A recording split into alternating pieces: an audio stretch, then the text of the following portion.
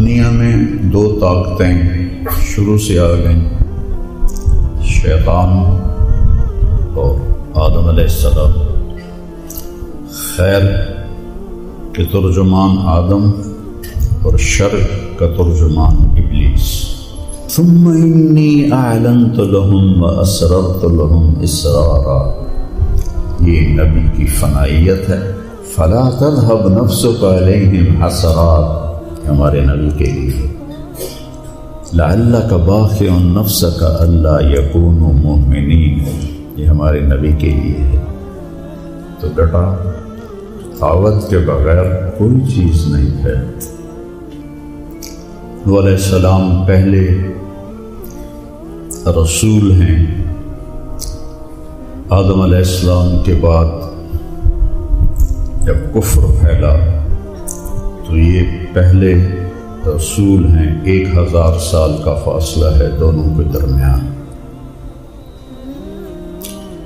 تو اللہ تعالیٰ ہمارے محبوب صلی اللہ علیہ وسلم سے فرما رہے ہیں کہ ہم نے آپ کی طرف اسی طرح وحی بھیجی جیسے نوح علیہ السلام کی طرف۔ دنیا میں دو طاقتیں شروع سے آ گئیں، شیطان اور آدم علیہ السلام۔ خیر کے ترجمان آدم اور شر کا ترجمان ابلیس۔ تو دنیا میں خیر اور شر کے پھیلنے کا سب سے پہلا جو ذریعہ ہے وہ وحی ہے۔ انبیاء کے پاس اللہ کی طرف سے وحی آتی ہے، اور شیطان کا بھی کام وحی سے چلتا ہے۔ آپ کے کانوں کو یہ بات عجیب لگ رہی ہوگی کہ شیطانوں وہی کتھو آ گئے، تو جھوٹے نبیوں کو بھی تو وہی آتی تھی نا۔ وہ جب طلحہ سے جنگ ہو رہی تھی نا، حضرت خالد ابن ولید کی، طلحہ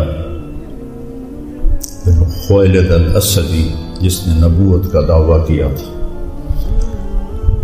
تو وہ چادر اوپر اوڑھ کے بیٹھا تھا کہ میرے اوپر وحی آ رہی ہے۔ تو تھوڑی دیر میں شکست کے آثار شروع ہو گئے، تو اس کا سالار آئے بھاگا ہوا، کوئی وحی آئی؟ آ رہی ہے۔ پھر وہ میدان میں جائے، پھر قدم اور پیچھے ہٹ رہے ہیں، پھر وہ بھاگا بھاگا آئے، یا رسول اللہ کوئی وحی آئی؟ آ رہی ہے۔ پھر تیسری دفعہ جب بالکل قدم اکھڑ گئے تو اس کو بھی شور شرابہ سنائی دیا، اگر کوئی وحی آئی ہے؟ کہاں آئی ہے؟ کب جد میں عمدہ جناس جاؤ، دوڑے لگا دو آگے۔ اللہ نے بعد میں ان کو توبہ کی توفیق دے دی، مسلمان ہو گئے۔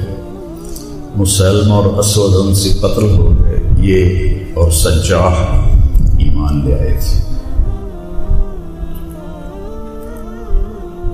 وَكَذَلِكَ جَعَلْنَا لِكُلِّ نَبِيٍّ عَدُوًّا شَيَاطِينَ الْجِنِّ وَالْإِنسِ يُوحِي، آ گیا نا، يُوحِي بَعْضُهُمْ إِلَى بَعْضٍ زُخْرُفَ الْقَوْلِ غُرُورًا۔ تو پتہ چلا کہ شیطانوں کا نظام بھی سب سے پہلے وحی سے چلتا ہے۔ ان کی وحی کیا ہے؟ زخرف القول، چکنی چپڑی باتیں، غرورا اور دھوکہ۔ زخرف القول غرورا میں ایک بات بھی ہے کہ اللہ تعالیٰ کہہ رہا ہے کہ ان بدبختوں کو اپنی بات سجانے کا بڑا طریقہ آتا ہے۔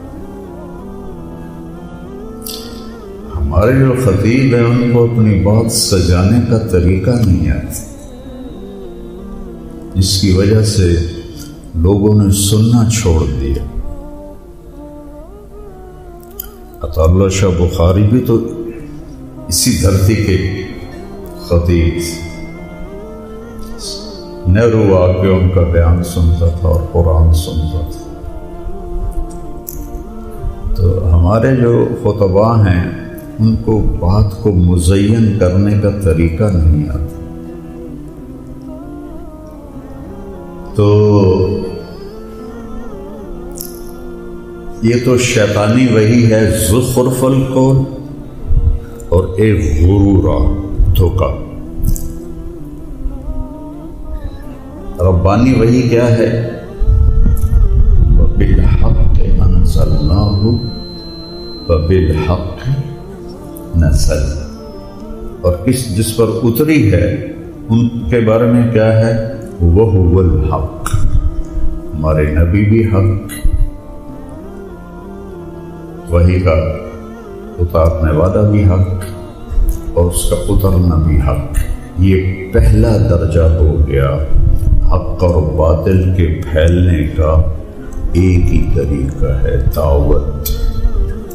مدارس حفاظت دین کے لیے کس کی تعلیمات محفوظ رہیں، لیکن اس سے اب اگلا درجہ آ گیا کہ اس کا پھیلاؤ، پھیلنے کے لیے ایک ہی طریقہ ہے، وہ ہے دعوت۔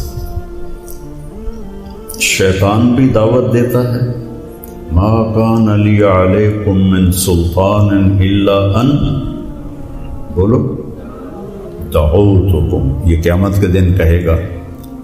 میں کوئی تو نپ کے کف کافر بنایا، آپ پہ ہی تو اسی شراب پیتی، میں تھوڑا پہ بھائی۔ ما کان لی علیکم من سلطان الا ان دعوتکم فاستجبتم لی فلا تلومونی ولوموا انفسکم ما انا بمصرخکم وما انتم بمصرخی۔ تو شیطان نے کہا دعوتکم، ٹھیک ہے۔ نوح علیہ السلام نے کہا رب انی دعوت قومی، ایک ہی لفظ ہو گیا نا، انی دعوت قومی۔ تو حق بھی دعوت سے پھیلتا ہے اور باطل بھی دعوت سے پھیلتا ہے۔ دعوت کے بغیر کوئی چیز بھی نہیں پھیل سکتی، جس کو آج کی زبان میں مارکیٹنگ کہتے ہیں، اشتہار۔ ایک آدمی کہنے لگا تسی ہر ویلے 6 نمبر ہی بولی جاندے، تہاڈے کول ہور کوئی گل نہیں؟ میں نے کہا آئیے پیپسی والے روزانہ ٹیلی ویژن پہ پیپسی پیپسی پیپسی، انہوں نے کول ہور گل کوئی نہیں۔ سارے نو پتہ نہیں لگ گیا بھئی پیپسی جڑی وہ پیون دی ہے، چھوٹے چھوٹے بچے پیپی پیپی کرتے پھرتے ہیں۔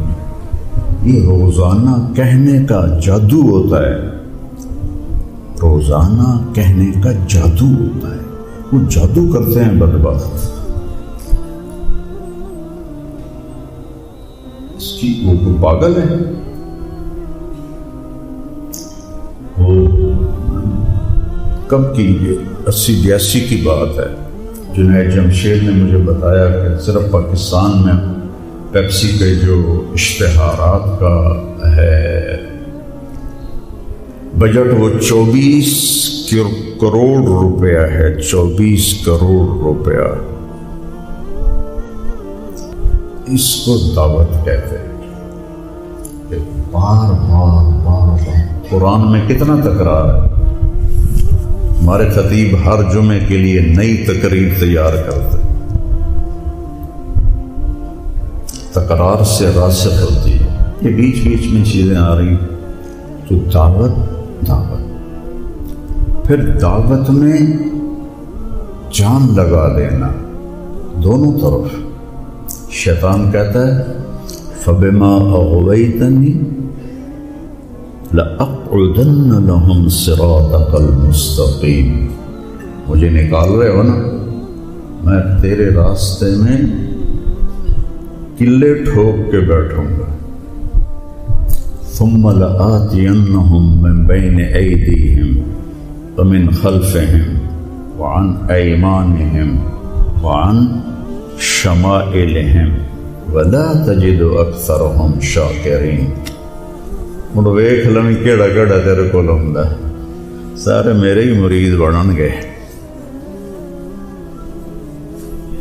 بدبخت نے ٹھیک ہی کہا تھا۔ اب نبی کیسے دعوت دیتے ہیں؟ فنا ہو کر رب انی دعوت قومی لیلا ونہارا فلم یزدہم دعائی الا فرارا۔ تو رومال ہے، پوری تصویر بنا کے دکھاؤں۔ وَإِنِّي كُلَّمَا دَعَوْتُهُمْ جَعَلُوا أَصَابِعَهُمْ فِي آذَانِهِمْ۔ ٹھیک ہے، اگر تم سارے ایسے کر کے بیٹھ جاؤ، کیا خیال ہے میں بیان کر سکوں؟ میں پٹھان ہوں نہ تو لٹر لا کے تو سریں شمار دوں۔ جعلوا اصابعهم فی آذانہم واستغشوا ثیابہم۔ یہ شکل بنی ہو، کون مائی کا لال ہے جو ان سے بات کر سکے؟ اللہ اکبر، دیکھ رہے ہو ہیں؟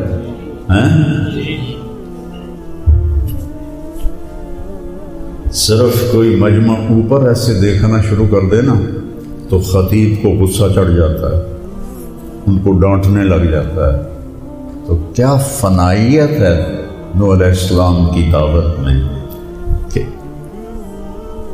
کانوں میں انگلیاں اور چہرہ ایسے، تو پھر ثم انی دعوتہم جہارا ثم انی اعلنت لہم واسررت لہم اسرارا۔ یہ نبی کی فنائیت ہے۔ فلا تذهب نفسک علیہم حسرات، ہمارے نبی کے لیے لعلک باخع نفسک الا یکونوا مؤمنین، یہ ہمارے نبی کے لیے ہے۔ تو بیٹا، دعوت کے بغیر کوئی چیز نہیں ہے۔